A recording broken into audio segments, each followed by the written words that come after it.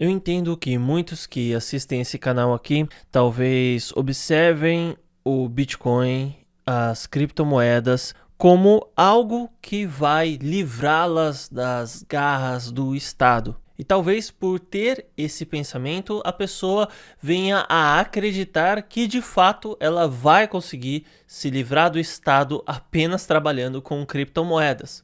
E esse tipo de pensamento se dá porque as pessoas em determinado ponto acreditam que o Estado não pode colocar as mãos nas criptomoedas das pessoas, olha só. E de fato, em alguns casos, o Estado não vai conseguir pôr a mão nos bitcoins ou nas criptomoedas das pessoas, tá? Isso é fato. Porém, existem alguns pontos que devem ser observados. Vamos começar aqui a partir do básico. Quando você compra Bitcoin em uma exchange brasileira, por lógica, automaticamente o Estado já está novamente com o poder sobre você. Isso porque existem diversos casos aí de solicitações para bloqueio de criptomoedas em exchanges aqui das terras tupiniquins, que justamente as corretoras de criptomoedas fizeram bloqueio. Elas não vão simplesmente olhar para o Estado e falar assim, vamos proteger nossos clientes. Muito pelo contrário. Você pega o caso, por exemplo, da Mercado Bitcoin, da Foxbit, da Nova Dax.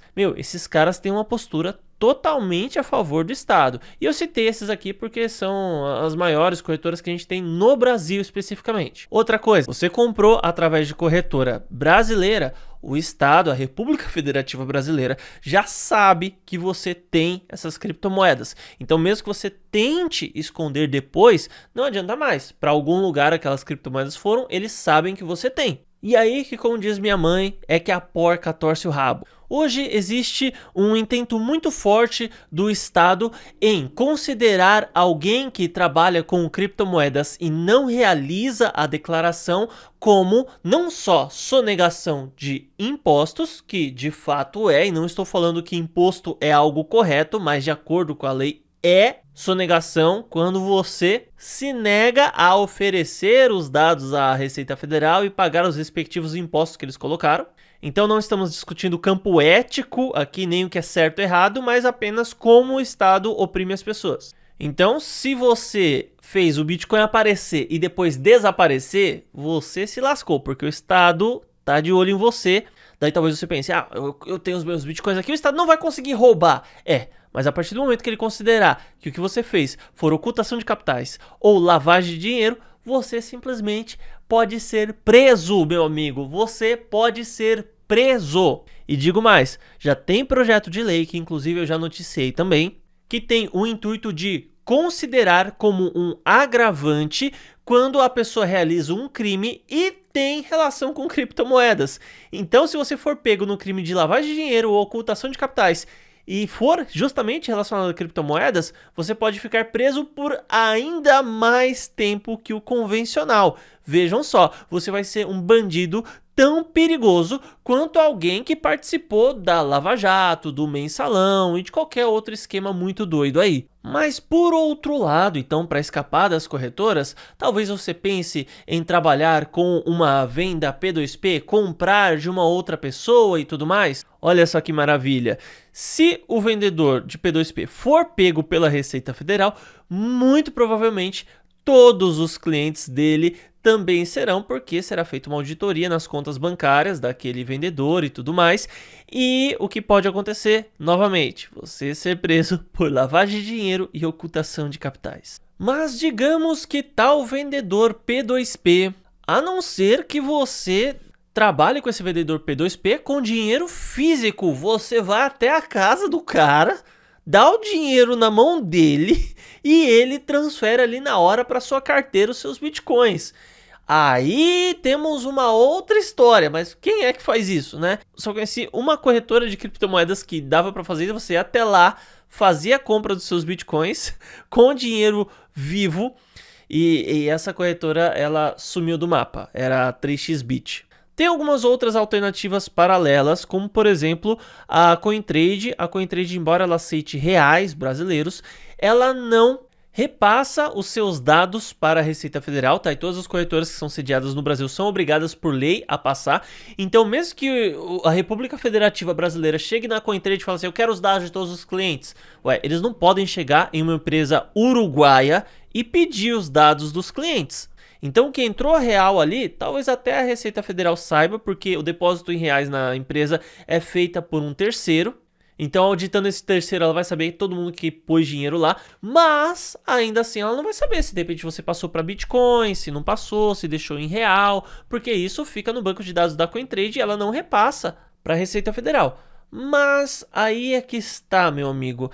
Caso você compre Bitcoin e digamos que você pagou aí 100 mil reais no Bitcoin e ele foi para 1 milhão de reais, ainda tem um grande problema que você pode ver pela frente, que é o que? Você comprou criptomoedas e uma hora você vai comprar alguma coisa com essas criptomoedas. Você vai querer comprar uma casa, você vai querer comprar um carro, você vai querer usar esse dinheiro para alguma coisa. Você não está guardando dinheiro para de repente só deixar para os seus filhos e netos. Eu imagino que você queira usar nessa vida ainda o dinheiro que você fez. E é justamente essa a questão. Mesmo que você faça tudo da maneira mais secreta, mais sigilosa possível, ainda assim, se o Estado ele for para cima de você, ele vai conseguir arrancar alguma coisa de você. Pode não arrancar o dinheiro, mas no mínimo a sua liberdade ele pode arrancar. Nossa, Marcos, como você é pessimista. Olha, eu trabalho com criptomoedas, ou talvez não sabemos, né, se eu trabalho ou não. Às vezes eu posso estar falando sobre o assunto, mas talvez não tenha nenhuma criptomoeda. Mas não é que eu sou pessimista, pessoal, é que eu sou uma pessoa que quero trazer a realidade aqui para vocês. Então, você quer trabalhar com Bitcoin, você quer trabalhar com criptomoedas como uma alternativa de fuga à opressão estatal, né, ao crime que o Estado comete contra o cidadão? Então, saiba que esses são os riscos, esses são os pontos cegos que existem ao trabalhar dessa forma. Não estou falando aqui para ninguém sonegar imposto, não estou falando para ninguém cometer algum crime, não estou falando para ninguém trabalhar com criptomoeda, não estou dando dica de nada, só estou falando como as coisas funcionam. E como já citei em vídeos passados, e eu gostei muito dessa analogia que eu vi inicialmente Roberto Pantoja falando, na época de José do Egito, Faraó e tudo mais, que existem relatos históricos realmente sobre tais ações. Como funciona? Todas as terras, todo o gado, tudo era do faraó. Então as pessoas viviam em determinadas propriedades que eram daquelas pessoas, mas a qualquer momento o faraó poderia pedir a propriedade de volta e as pessoas tinham que inclusive pagar impostos, porque aquela terra, aqueles bens não eram delas, eram do faraó. Então, algo que eu te pergunto, o seu carro é realmente seu? Ou se você não pagar o imposto referente, os impostos referentes ao seu carro, ele pode ser confiscado, como por exemplo o faraó fazia. A sua casa é realmente sua?